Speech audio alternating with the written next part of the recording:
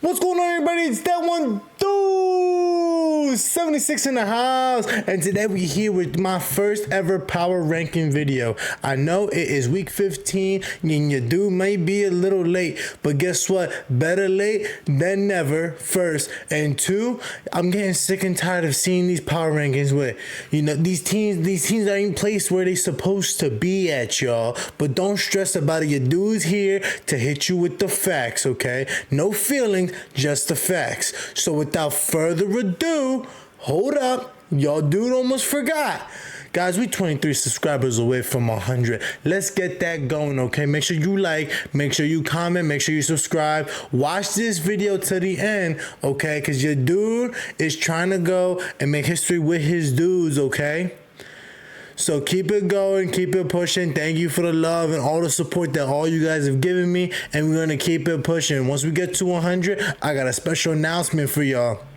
So make sure, share with your friends, share with your peoples, share with your mama, your dudes, your dudettes, all of them in between, okay? Appreciate y'all. So without further ado, it's party time. 5, 4, 3, 2, 1. Oh yeah, y'all know what time it is. Let's go!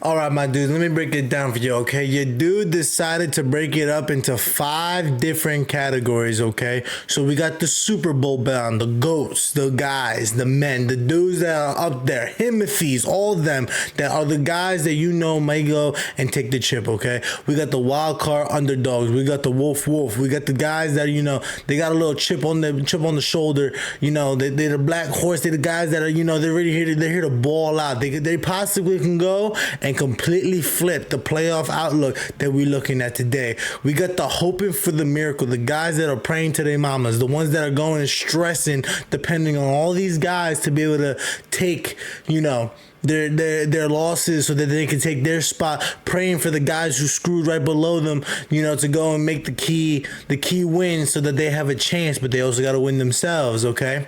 Then we got the overall you're screwed. The overall you're screwed are the guys that decided to want to go and not get eliminated yet from the playoffs, and they're still trying to fight for that less than 1% chance, okay? But when they realize they don't get it, then they stuck with, 13, 14, 15, 16, up to about like 22 for their picks. So you kind of screwed. Also, for the teams that you're going to go through this year, you thought you had the superstar team, and then you end up getting choked, and you may not be able to recover next year, but that's what we got. And then with the last one, we got the Let's Go Draft section, okay? The teams that absolutely were freaking this season, you feel me? Okay, absolute garbage. They're like the trash bag that is all the trash bags around, but then you have the overall screwed guys that are like the one golden trash bag. That's exactly what these guys are, okay? So you got the Let's Go Draft guys who really ain't, they've already been eliminated. They got no shot. They got no chance. They're just praying for the next season. That's all they're doing, all right? So let's get straight into it with my rankings this season, okay? Sorry, y'all. So coming up, 32nd place is the Giants, okay? The G-Men. The G-Men ain't so G, okay? Actually, they kind of ass. They're horrible, tragic. Because if you think about it, right? They had a similar schedule to like, they play a lot of similar schedule than as the NFC East and stuff like that. But, you want to play Daniel Dimes. He decides to go and leave. You guys still suck. Now, last year, you guys thought it was Saquon. Last time I checked, he's balling in Philly. You guys revamped everything, thinking everything was going to work. It ain't working. You stick with Brian Dable. I just see him getting skinnier and skinnier. So it's like a lot of bad things are happening personally. It's kind of crazy to me. But it's like, His bald head still keeps getting red. It's kind of tragic. He's screaming on the sideline. Yo, it's so bad your rookie wide receiver is even saying itself. You want to say it's Daniel Jones, it's not him. It's going to be other things. He's not going to want to cause problems, but, your dude's going to say it flat. There's other problems. A lot of people don't want to say it's Dable because, what he's done with in the past with the Bills and all that stuff, but it's kind of like, I see what I'm saying. I can't even say it's the coaching. To me, it's the offices. You know what I'm saying? It all starts with there. You know what I mean? Like they always say in football, the offense and the defense start with the front seven, the front lines. And who are the front lines to get the guys that you need to perform and do what you got to do? The GMs, your office people. That's what it is. And they slacking. They lacking. Saquon said it best himself. Dude's over here smiling, laughing like, oh, what are we going to do? Hand it over to our $12 million back? Bro, you're blowing his ish, bro. Thinking it's funny, ha ha, jokey, ha ha ha. Well, guess what? No, the whole league is laughing at y'all. That's what it is. So, yeah, the Giants are 32nd for me. At 31, I got the Jags, and the reason why I say the Jags is because of the fact that you don't know who's the issue right now. Trevor, you got T-Law, you got ETN, you got Doug Peterson. All these question marks going on. Who is to blame in these situations? Is it the scheduling? Is it whatever? Doug Peterson ain't give up like he did with the Eagles when it was against the Commanders back in 2020 or 2019. One of the two when the Bucs won the Super Bowl. Yeah, it was 2020. Wait, 2019. One of those two. No, 2021. I messed up, but it's all good. He ain't going to give up the way he was supposed that he did beforehand. He wanted to keep fighting. He wants to keep playing. He wants to keep doing all this stuff. It's not the end of the season yet, but we're going to see how that goes. But regardless of the situation, the Jags ain't cutting it. The team that's coming up next just handed them an L, and looked like an absolute primetime baller team like they should have been this entire time. But that's what I'm getting at. This defense should be nasty, but they're letting up mad points. But why? It's because the offense can't perform. Evan Ingram was balling last year. Now he's not. Brian Thomas Jr. is looking like an all-star, but it's like how much more of an all-star can he be? If he actually has the right quarterback to give him the ball. He was looking like a fire, like a top 3 receiver, top 2, maybe wide receiver 1 for some fantasy teams, to be like your guy when you had T-Law being your quarterback. But with Mac Jones, it's a whole different story, as you could tell.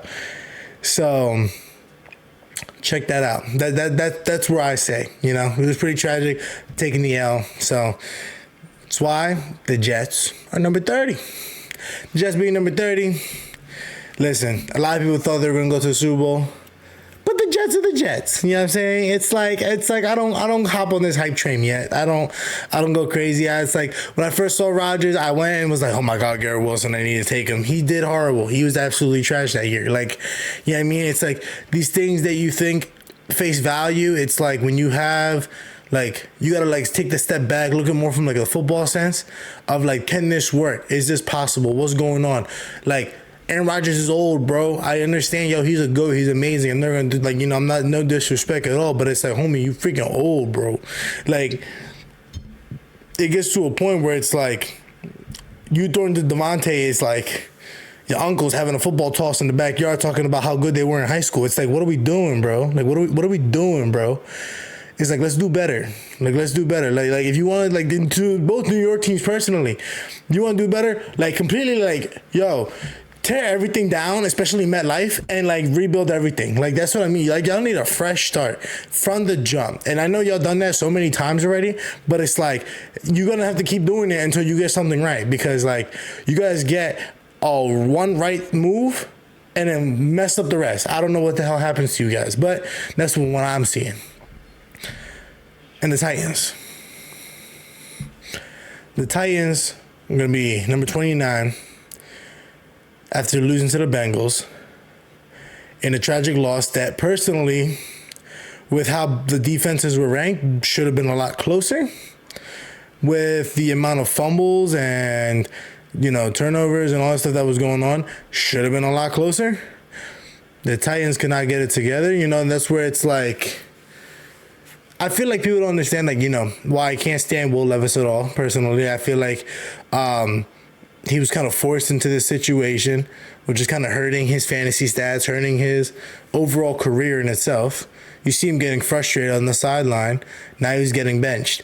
The Titans haven't been able to like put anything and everything together the way they want because they're not able to have, especially with the schedule that they've had, they have not been able to like fully form into the team that they should be, especially with who's really like you have Ridley, but then you have Spears and then Pollard and then Okonkwo and you have all these guys.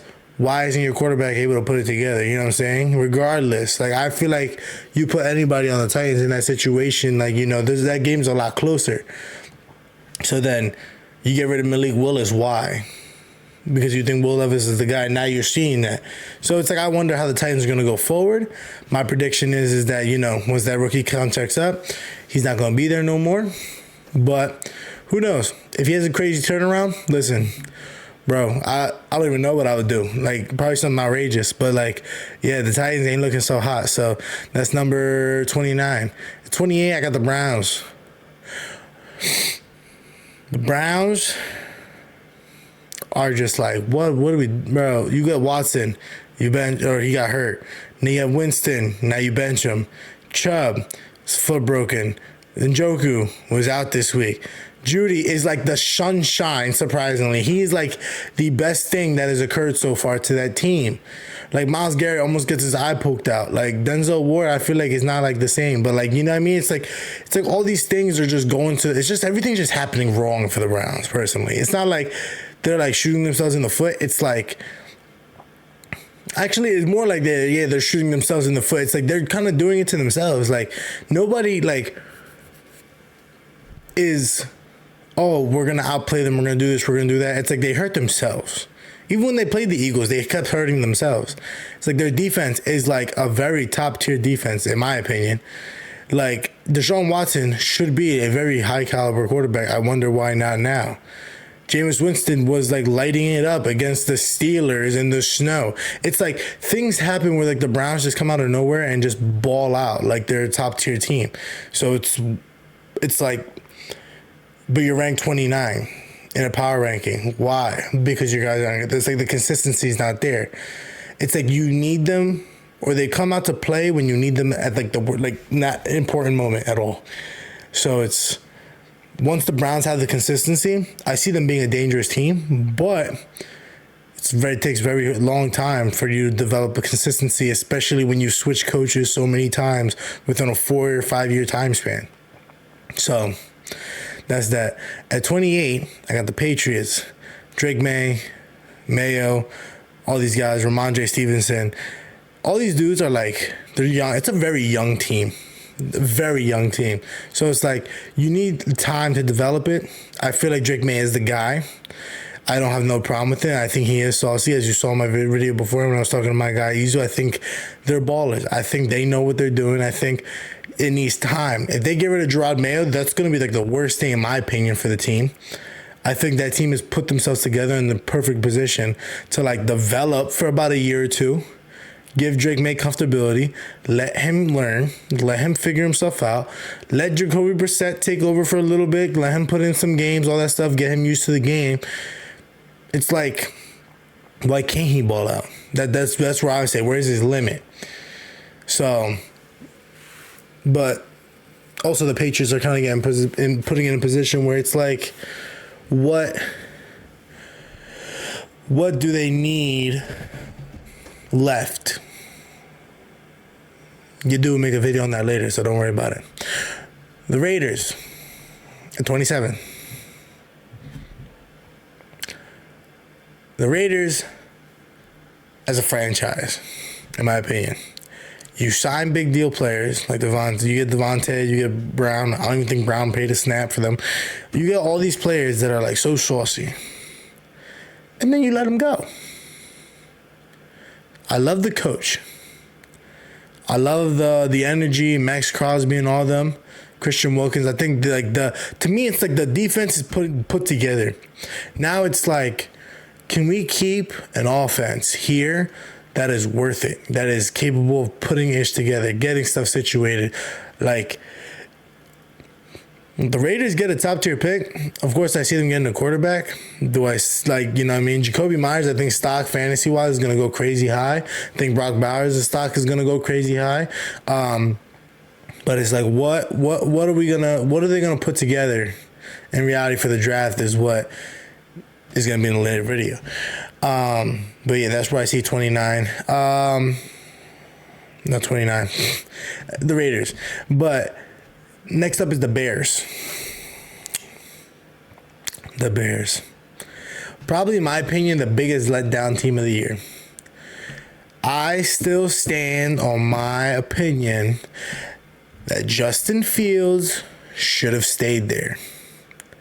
In my opinion, when you got Caleb, you hooked him up with Keenan, you hooked him up with DJ Moore, you got Komet, you got Swift. It's like you gave this dude all new toys, all new-ish, all new things to mess with and like be used to. But it's like, and you even went to try to like revamp the O-line, even though they're still not that great at all. But it's like, what? How do you do this? And I understand he's a rookie, but at the same time, it's like, you don't like watching him play, the running around. This isn't college ball. This isn't something where, oh, I'm going to run one side of the field, oh, and then run on the other side of the field, and then, oh, I'm going to make a big loop around and throw it downfield and pray that my guy is going to outmoss everybody. It's like, no, that's not what happens here. Even though that's kind of what happened to them against the Commanders game. But it's like, that's not really what happens in the NFL. Like, so that's why it was just disappointing to see, like, the defense being able to hold up, but then the offense can't, finish. And then when the offense will finish, the defense can't hold up. It's like the complementary football never existed in Chicago, which I always wondered why, as to how you got, like, how Chicago was never able to, like, I guess, put it together in that sense. It was kind of crazy. You guys fired your head coach in the middle of the year, even though it's like, I get it, the lack of communication with your coach and your rookie quarterback, but that's where I asked the question, he's your rookie quarterback, you know what I'm saying?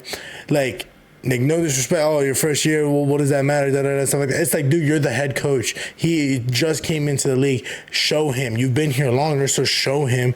Let him develop. Let him do the orders. He don't want to do it. It's like, sit him, bro. I understand he's your first pick, but he's also a rookie. How many rookies sit? How many rookies have learned? Try to understand. Like, you know what I mean? Like Wentz was a second overall pick, and he's still sad too. Like, he had to learn. Everybody has to learn, but you guys just throw him in there. So it's like, my dude's going to have to learn on the fly. And with how he's playing, he's still playing like he's playing in college. So that's my take on the Bears. Coming up next, the Panthers. And it's the, I would say, best team out of all these guys, in my opinion, of the Let's Go Draft section. And let me tell you why. Because of the fact that the Panthers have been able to kind of create this form of, like, chemistry, this capability of understanding that, like, hey, regardless of who we are, we're still going to ball out. They were going toe-to-toe with the Birds. They were going toe-to-toe with the Chiefs. Okay? There was multiple games that they were sitting there doing their thing, balling out the way they needed to, and they were able to keep themselves in the game. And, like, personally, I respect the mess out of that. I'm telling you, it's like one more good draft pick in the Panthers could be like at least 500 team. Okay? And, like, that's just factual. Like, you know what I mean?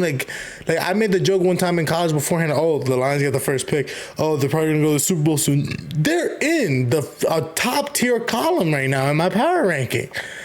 It's like the Panthers are so close to being able to pick one good-ass draft pick to completely flip everything. And I like it, and they better not. If they get rid of anybody, the coaches or anybody, they're chalked. It's like right back down. Right there. You're staying right in that tier.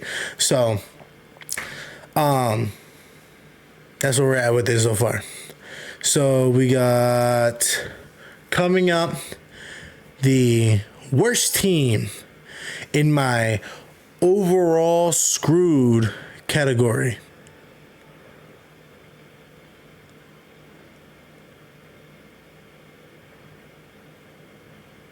At 23,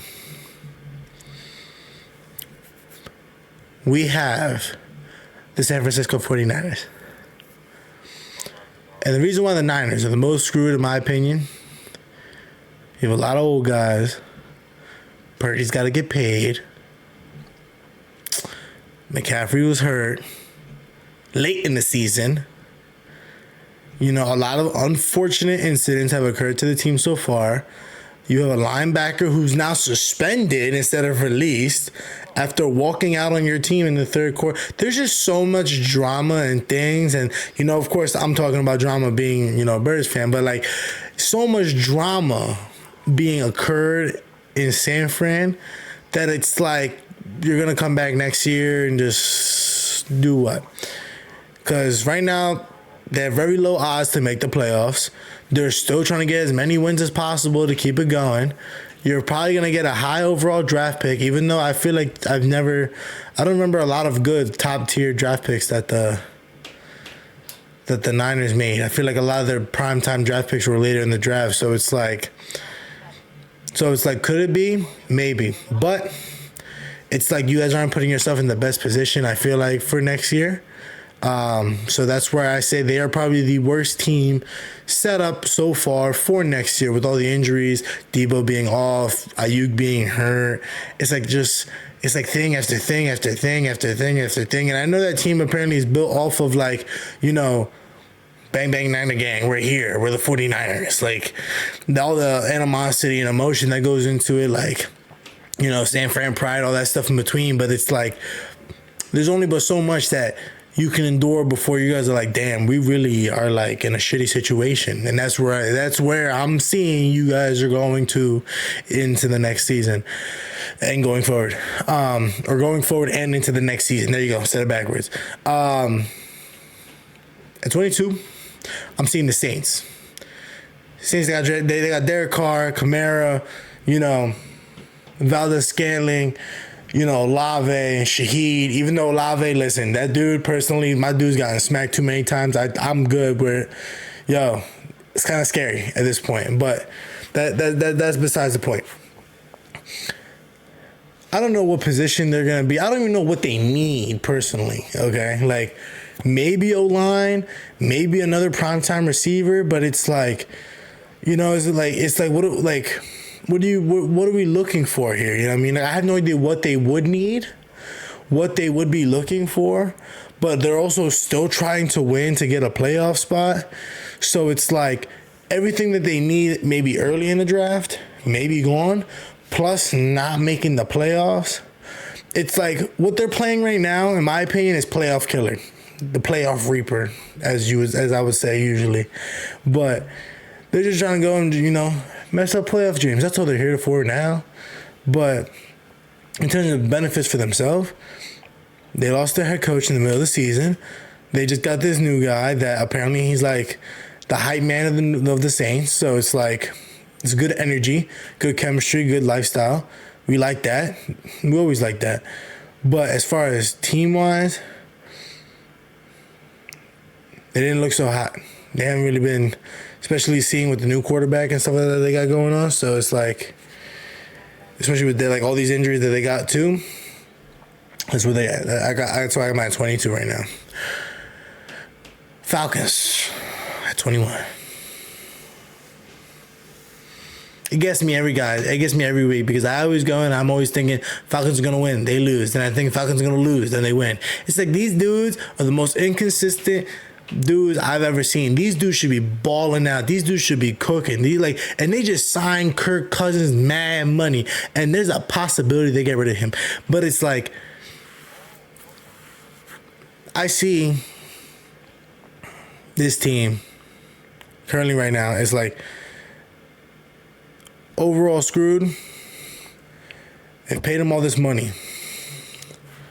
Any person that you may want to go and sign and look for and do all this stuff, nobody, I don't think right now at this moment is going to take Kirk for the money that you guys have given him for. But you have Penix, which may have been your savior. We're going to see how that goes.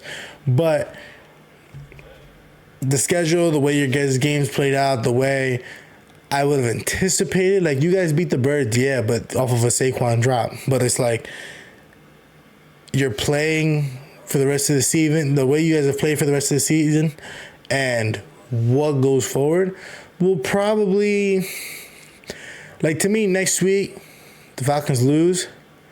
I see them in the let's go draft, standing. It's probably not going to be so hot, but yeah, a lot of these teams actually by next week may be a lot of them into that section, but we'll see how that goes. Then we got the Dolphins. And the Dolphins, Tua, I swear. Tua, in my opinion, it's like, first of all, they've had multiple opportunities to come back against the Texans this week. Multiple, okay? You threw it to Stingley Jr. twice and it got picked off twice. Like, I understand Tyreek is your guy. I understand when it comes, like, push comes to shove, you need a play, you need money, like, time to make it. Like, you throw it to Tyreek. I get it, bro. But at the same time, it's like you're going down the field and going down the field and going down the field and going down the field. And I just got a notification that Michael Penix Jr. is a starting quarterback coming this week, like your boy just said. But let me go back to the Dolphins. Time and time again, you're pushing down the field, and then all of a sudden, you choke it. You're pushing down the field, and then you choke it. I feel so bad for Mike McDaniel, bro. That dude is sitting there like he sits probably at night sipping his Red Bull and Jägermeister, going crazy, going stupid, making all these plays because you guys are so fast to get everything situated, and then it just can't get done. It's like you just guys can't finish with it. That's why it's like, and you guys are still trying to win. You guys are still trying to go up. You guys, are in a very hard division where the Bills are really just running it the entire time. But you guys need to be able to, finish it. But since you haven't, it's where you guys are at 20. Because it's, high upside, but it's a rarity that gets delivered because oftentimes the Dolphins lose to teams that are over 500. So it's quote unquote, is it Tua's fault? Is it Mike McDaniel not calling the right plays? Dolphins don't do so hot in the cold. So many things, so many factors that's why they're 20. And at 19, we got the Colts. It's I don't even know how to feel about the Colts, but what I do put them at 19 is because of the fact that I like their play style, their consistency, a lot better than every team I mentioned beforehand so far. But then it's but in reality, to me, I think it's Anthony Richardson's the main catalyst as to why they're 19. It's dude will have games where he's so great, but then he'll have games where it's he doesn't do so hot. He got absolutely smacked by the Broncos. And I'm not saying that, the Broncos are a bad team. No, they're a very good team, very good defense.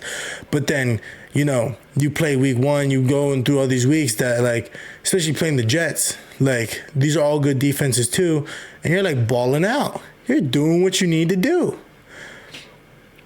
Then you play the Broncos, and it's you got a rushing touchdown. I see on fantasy, 12 points. He's doing so good. The rest of the game, my dude finished with 15. So you got 3 points in a full half. It's what are we doing? For real, though, what are we doing?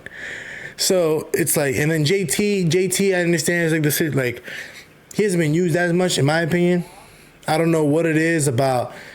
He had one crazy stellar year and then hasn't reached back to that potential in a while. But that's where I wonder, is that coach's decision? Is that JT falling off? You guys let me know. Oh, yeah. That's some good shit right there. 18's the Cowboys. Oh, damn the Cowboys. Okay. As far as the Cowboys, in reality, right, if we're being so serious with you, these dudes are try. But I give it to them last week with the Panthers. You know what I mean? It's the Panthers. I feel like been a team. Of course, they've been undermined. Nobody thought they were going to be able to do what they did. But look at them now. The Cowboys, they came back, did what they had to do, all that stuff. But it's like, I'm not going to discredit them because they've had injuries, I get it, but their defense is still strong. Cooper Rush is like a pretty decent second string. Not trying to be biased here. So it's like CeeDee Lamb is still a baller. It's like a lot of their key players are still there. But they're screwed because they're still trying to win. And for what? Especially in our division. It's like basically Clint. Like, it's like we beat the Commanders. It's it. Like, I don't know who in the wild card am I seeing that you guys could go and take over for, but do you? The best team in my overall screwed category is the Cardinals. And the Cardinals, I like the Cardinals, okay? Mind you, I hate Jonathan Gannon, but I like the Cardinals. And the reason why is I like Kyler. Marvin Harrison Jr., I think, is a good quality pickup, even though, may not have been the best this year in terms of fantasy. I don't believe. I don't have any shares of him, so it kind of sucks. Trey McBride, so many receptions, so many yards, no touchdowns. It's so tragic. James Conner, thought he was going to do better this year. But it's like the team is like, they're getting there little by little. Little by little. And I'm wondering what it's going to take to get Kyler, that team, back to the way they did back in like 2018 when it was D-Hop and all them, and they were just balling everywhere. I'm wondering what it's going to take. Probably a better defense, probably a better defensive line, probably like all these factors to it, especially with their defense, in my opinion, to be able to like keep them within winning range. Because once they start getting on a roll, you see it. We saw it against the Jets when I called it. They balled out and they sauced them. Like, it's like once the Cardinals get started, they're going to be good. But the screw, because they keep trying to show that they can still ball. And if you don't got the keys to be able to ball out, especially going into the playoffs, and you're not going to make the playoffs, why are we balling? Not saying to give up, not saying throw the season. But it's like at the end of the day, it's like this is kind of the time where you want to figure out your strengths and your weaknesses. What are you good at? This is the time, okay, we go into the season. If we know we're not going to make the playoffs, okay, let's try out things. Let's try out players. Who's good, who's not? What do we need to get rid of? What do we need to do? You're not throwing the season, you're developing for the next one. It's a different kind of mindset. Okay.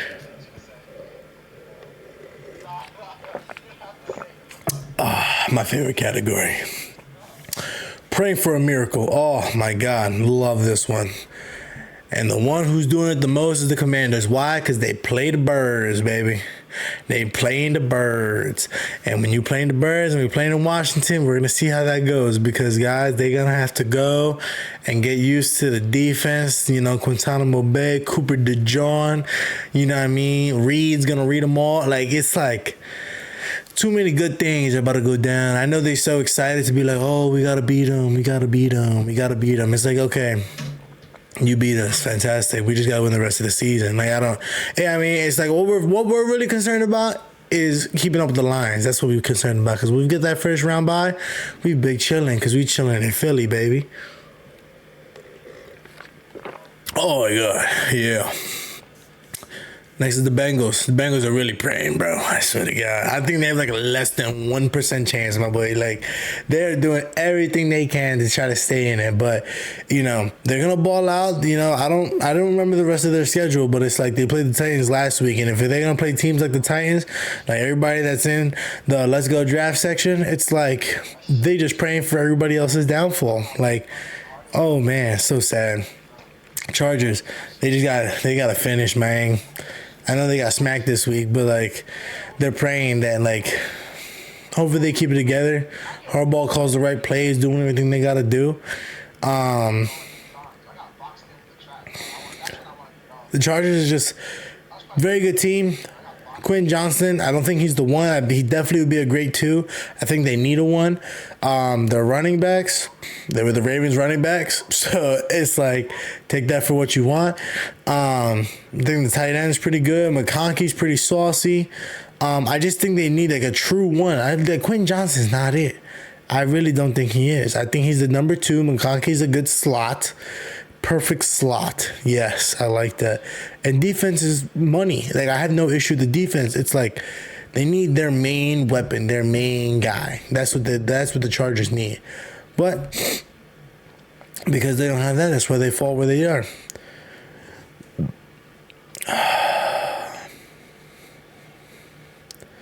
Next, we got the Seahawks. And with the Seahawks, Geno Smith's out.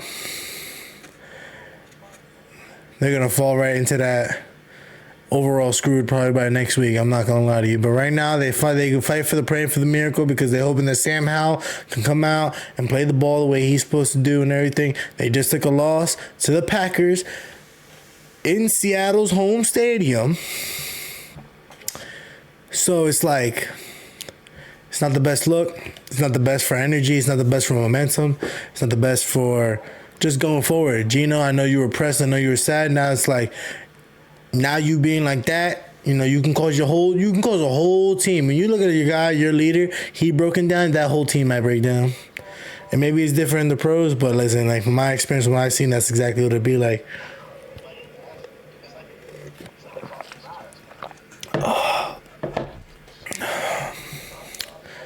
So, Seahawks got me a little nervous, but a team that is on the come up, the Bucks.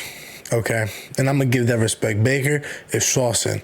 I have no idea where he decided to come with this, but Baker is baking, and Mike Evans is balling. It's like this team got rejuvenated over a little bit of time, and now they got back to being saucy. It's like, I love it. I'm really, really, really loving it. Got no issue, got no problem. I think it's fantastic. I rock with it. Next up, and praying for the miracles, is the Rams. The Rams, when they are freaking healthy, can be, listen to me when I say this, can be one of the nastiest teams in the league. And the Eagles, in my opinion, with the offense, the Rams offense, experienced it. Okay? It's been a minute since I see Quinyon get balled out like the way he did, okay? It still wasn't a lot. But the Rams can be absolutely nasty. So keep that on watch, because while they're praying for a miracle, with the Seahawks taking the L, the miracle might come true. Now we got the best team, in my opinion, in this category is the Broncos. And the Broncos is because Sean Payton is doing what he needs to do to keep them in the right position. He's balling out, doing what he's got to do. Bo Nix came out, shocked the shit out of me, making Cortland Sutton looking dirt nasty. So good. The defense is looking absolutely perfect. Had no issue, no problem. Javonte Williams is doing good. All these Valet, everybody, like, the team's well put together. I think the chemistry is good. The scheme is great. Their schedule is really helping them. Being able to play the Chiefs twice a year is kind of giving them the ability to be like, we're playing a championship caliber team twice a year. They're able to then come out to play other teams at a very high level, like they did just again against the Colts. So it's why I see them in my top 10. Coming at 9, also my wild card underdogs. At 9, we got the Texans. C.J. Stroud's in a sophomore slump.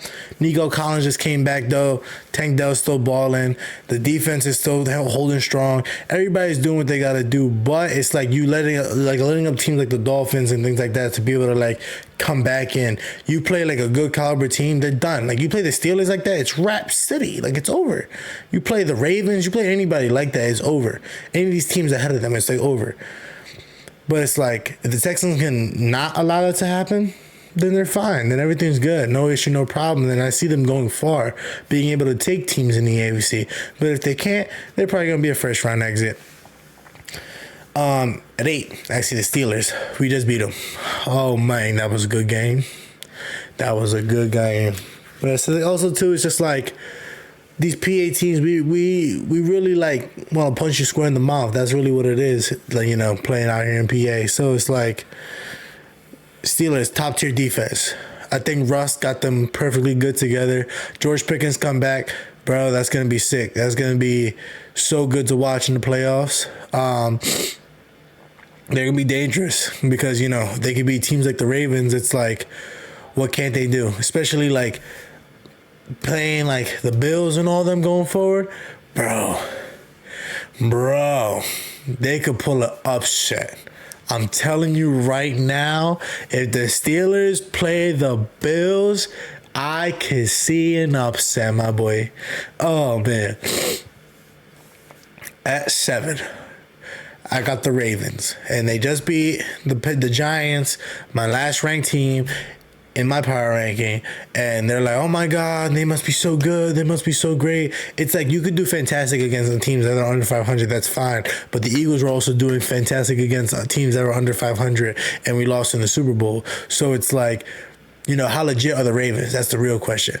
You know what I mean? Lamar's over here throwing fantastic, but it's like, this is not a disrespectful comment. This is supposed to be, you know, a more relative comparison.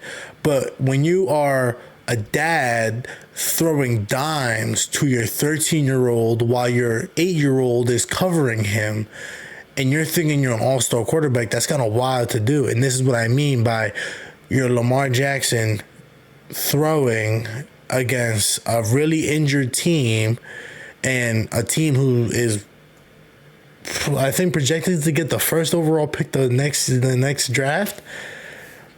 And they're like, oh, he's throwing lasers, he's throwing dots. No ish.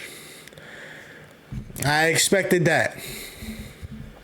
So it's like nothing really crazy was going on there. You know what I mean? So I need Lamar, I need the Ravens to be able to like show the league that they're like, yes, in dire situations, we could ball out. That's all I need left. But that's why I put the rest of these teams above them, because they have been able to do that. Like the Packers. The Packers, Love, and everybody in between, Josh Jacobs, ballers, doing fantastic, being able to keep up. I give mad props to Jordan Love, coming back off of his injury from week 1, being able to still keep him up, still keep him together. This dude's going to be there for a long time. But at an 8 or a 6, absolutely perfect play style, everything in between. I think he's got to stop with the danciness. That's what I'm seeing. But going forward with the rest of they could be a wild card team. I think that shocks a lot of people. They were able to shock the Cowboys last year. So I see very good things, especially the Packers, in my opinion, will probably be the best underdog team, in my opinion, in the NFC, while the Steelers will be the best underdog team in the AFC.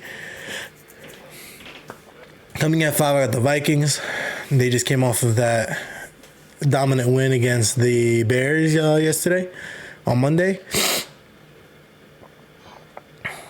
They're going to be nasty. And if the Lions lose one more, bro, they could take that division. So it's like, I think Sam Darnold's starting to, get back his groove. Everybody has a slump, I feel like, in the season. And I'd rather you have the slump like the Bears did in the middle of the season, where you start to like really learn and understand what's going on, because by the end of the season, you're really well put together. You figured it out. You know what you're good at, what you're not good at. You know what you need to get better at. So it's like, it gives you that good time to develop. So that is my best team and my best underdog. For that last tier. So we have the Super Bowl bound, and I'm assuming you guys can imagine what that's going to be like. But after getting absolutely B to A by the Bills, the Lions are last in my Super Bowl bound tier list. And the reason why is because, they've got a lot of injuries on defense. They've gotten a little stagnant, in my opinion. Now, David Montgomery is going to be hurt severely. So now we just have Jahmyr Gibbs. We're wondering, what's that load going to look like on him? How is that going to affect them going forward? What's that going to look like for the scheme? when people figure out the defense, or if more people get hurt in these next coming weeks because they got to fight for their position in the division now that the Vikings are keep winning.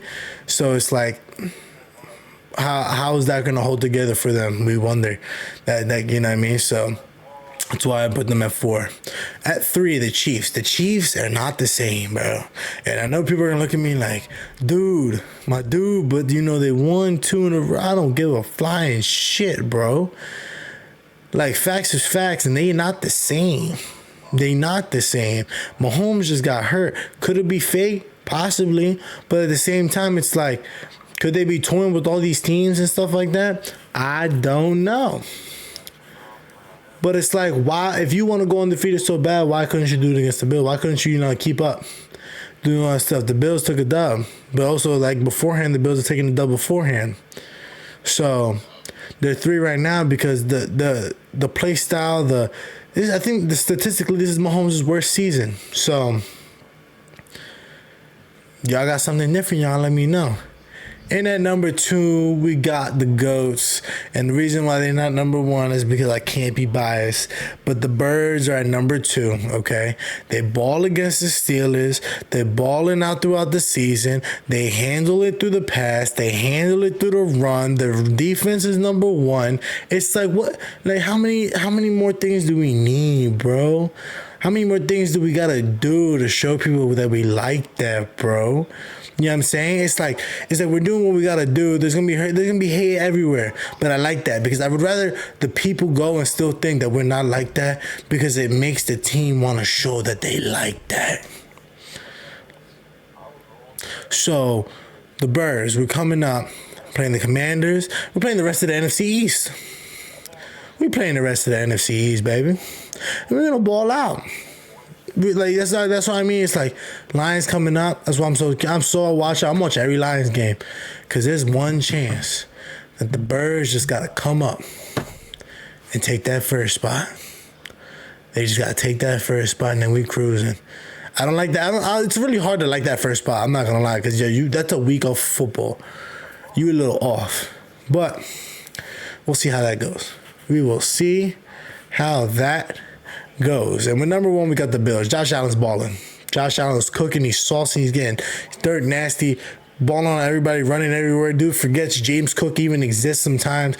Like, like Amari Cooper, I don't know why he got sent there, because he's still barely catching ish. Like to me, it's just like, this dude's just gonna do it himself. And that's why it's like, say, if the Bills don't take it this year, bro, that dude needs to leave, bro. He needs to get a ring somewhere else, bro, because I don't know what it is with this guy. But he's him. He's him. I give him respect. I give Josh Allen mad respect. The defense is balling. They're doing what they got to do. Then the coaches are perfectly chilling with where they at right now. So it's good. It's good. I like it. I like it a lot. But, guys, that's the power ranking. You let me know. You ask your dude where you think he went wrong. Let me know. Like I said, like, comment, subscribe. Check it out, guys. 23 more to 100. So help your dude out. Show it. Show your friends. Show your dudes, your dudettes, your mama, your dad, whatever you want, yo. Show me the love. And I'm going to catch you on the next one.